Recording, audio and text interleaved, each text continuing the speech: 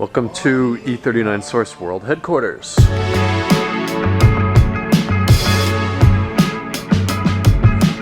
Yeah, moving up. So my dad's still in Puerto Vallarta. I came up here today to do some admin work. We got the grant deed, which we needed there. We got the mailbox key. I went through the mail. We have a seller's permit and a business license now. We'll get into exactly what that'll mean later. But talk about practicality. It wouldn't begin to get in the trunk, but hey, we've got split folds, so it made it. I'm going to take this guy in and hopefully be able to set it up. And then I brought a couple empty boxes because we're going to need those up here eventually, and everything else that we got I'll show you in a bit. So the place came with two printers. We got this 1965 BizHub 350, whatever the hell this is. It does work. It's a laser. It's way more than we need. I don't even know what all these paper sizes mean.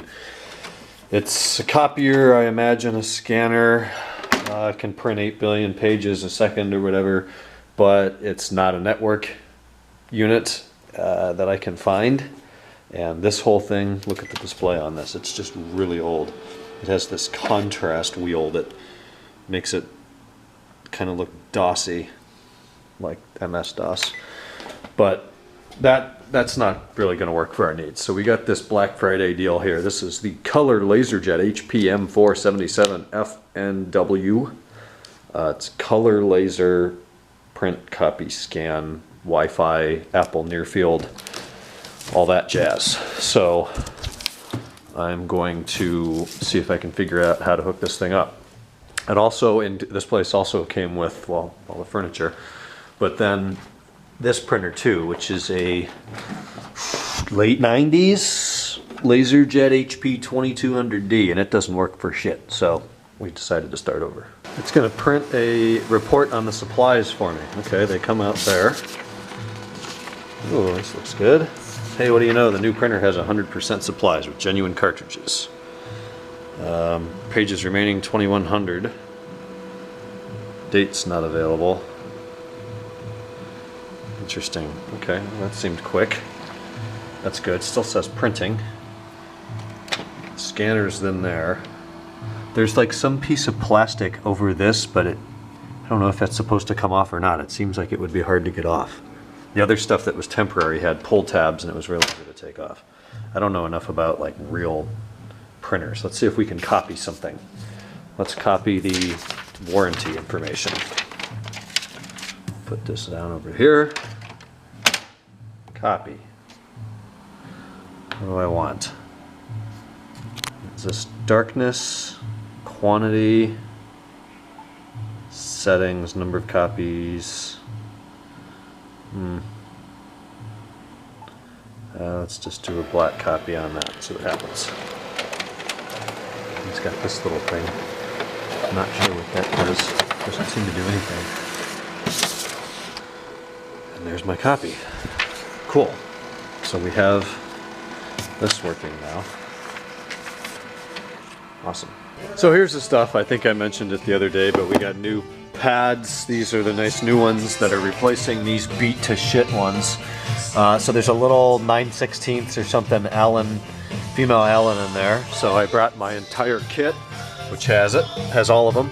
Problem is, it's the first one that switches to quarter drive. I brought 3/8, of course, so I can't install them today, not a big deal, but I brought the freaking tools. I brought 40 sockets and the wrong wrench. So we've got 4 new ones for each lift. We'll have new pads. Then I got these things from ECS. These are excellent. So you put these on here when you're working on a BMW anyways, that has nice jack pads on the chassis still. And then these very nicely fit up in there like that. And give you a little bit of wiggle room, but it's a nice smooth fit in there to just be a little bit safer and a little bit cleaner with lifting vehicles. Then the router we're going with here, and we haven't gotten anybody out here to set this up yet, but it's going to be Cox. It's the Google router, which I never thought I would buy a Google router, but Apple stopped making them, and this is like Apple packaging. I'm actually super impressed. This is the router. There is the power cord, and then you get 2 Ethernets, one out to Actually, I'm not totally sure what the difference is there between, that's probably the one that'll go to the modem. Anyways, there's that power cord, included super nice slim Ethernet cable. That's pretty neat. And then it's the JRSVlog modem, which is kind of small, which is nice. The cable goes in there, you got your power, and then one of those will go over to the router. So now we just need somebody to come out and set it up. It's a rat's nest in here. All of this crap, and then we've got this 16 port. This is a 16 port switch. I don't know what the feed is. Like, it's just 1 through 16. There's something written over there on 16, and there is a separate cable, so that's probably the feed. It says blink equals act, 100M, 10M. I have no idea what any of that means. I am not a network technician. And then there's something else up here, and then all of that goes off into the wall. I'm not too sure exactly what's going on in there, but we'll probably plug the modem in here, leave the modem in the box, and then the router, I don't know, might sit up here somewhere a little bit more. That's the security system. I don't know. There's all sorts of stuff in here. We'll mount it somewhere. Maybe it'll end up getting one of those mounts that goes onto an outlet. The big ass pile of boxes is finally gone. You saw the trip up to Escondido today. So we dropped all of that off, installed what I could. I do have my, what did I do with it? I had it right there. Put it in here. The magic little adapter that I need. The 3/8 to quarter drive. So if I go up there tomorrow, I'll take that box, and I'm just taking empty boxes up there because we're going to need them eventually. But we'll install those lift pads. Just little stuff that we're getting done. So we set up, we're signed up for Cox Internet. It's the only service available. There's no AT&T Business. There's no Spectrum. I can't even come up with the other providers out here, but Cox is the only one that offers service to that address, being a business address. And for whatever reason, business grade internet is twice the cost of consumer grade internet. I don't know why. It's going to see a lot less bandwidth than what we have here at the house, and we have a slower speed than what we have at the house, and it's probably easier to install it than what we have at the house, yet they're going to charge twice as much. It's business. So that was on Thursday. They said they were going to call within one business day. Thursday, Friday, Saturday, Sunday. Monday came, gone, nothing.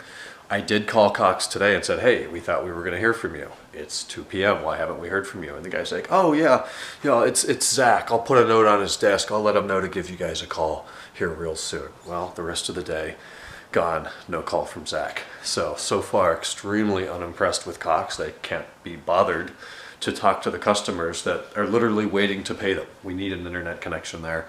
We're waiting on them, and they can't be bothered to help us. So that's really annoying.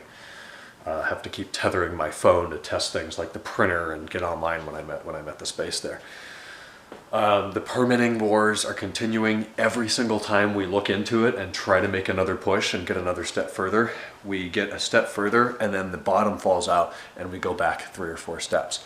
You remember, I make this analogy all the time, but remember in school when we would get the homework, the math homework for the night, and it was like problems 6 through 10, and you think, oh, it's only 4 or 5 problems, no big deal. Well, then you get in there and it's like 6A, 6B, 6C, all the way down through J.